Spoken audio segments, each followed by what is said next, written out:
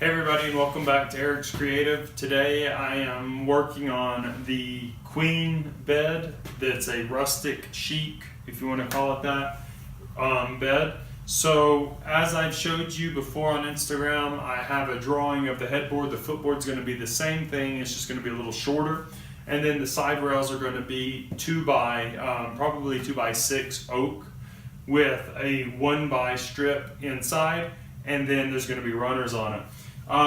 White oak or red oak, even out here where I live in Colorado, is really hard to find in beam form. The only beams that I could find locally that fit the dimensions of roughly 4" by 4", because I didn't want a huge beam, was from a reclaimed lumber company, American Antique Lumbers. They're really nice guys. I really suggest if you need wood out in this area, contact them and see what they've got. But of course they came with nails in them. So just to start off, I had these beams that were 4 1/2 by, or I'm sorry, 3 3/4 approximately by 7 1/2.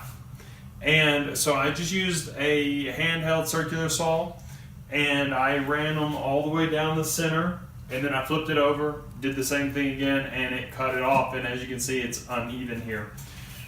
That's okay, I'll go back and I will plane it down to where it needs to be. The great thing about this is that when you're working with large beams like this, unless you have broken off bolts, or unless they're a unique construction or a specific part of a barn that had really large nails in them, most of the nails aren't that long. Most of the nails are only going to be 1 or 2 inches in length into the wood. So I didn't even have to remove all the nails to be able to cut down the center and not hit anything.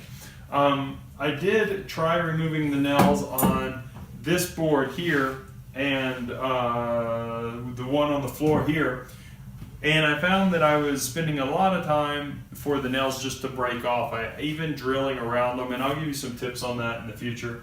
I just couldn't get them to fully come out.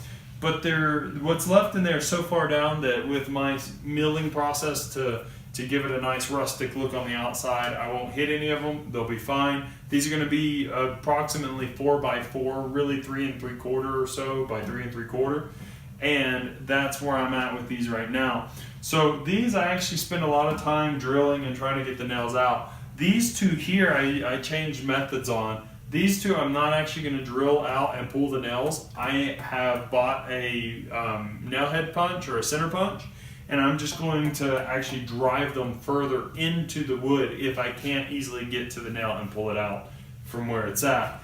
That way I can plane on top. I'll set them in about 3/8 in so I can plane and do what I need to do. Now these are going to have saw marks on them, so they're not going to be fully smoothed. They aren't going to have the natural texture that they have now. This is too much texture for my client.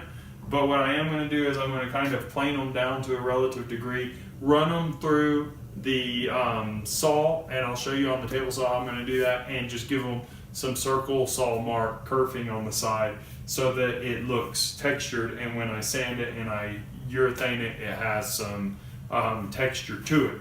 But it's still going to be smooth and not overly aggressive on texture. So that's where we're at the moment. Now I've got to get over here and start driving these nails down further into the wood, and then we can go from there.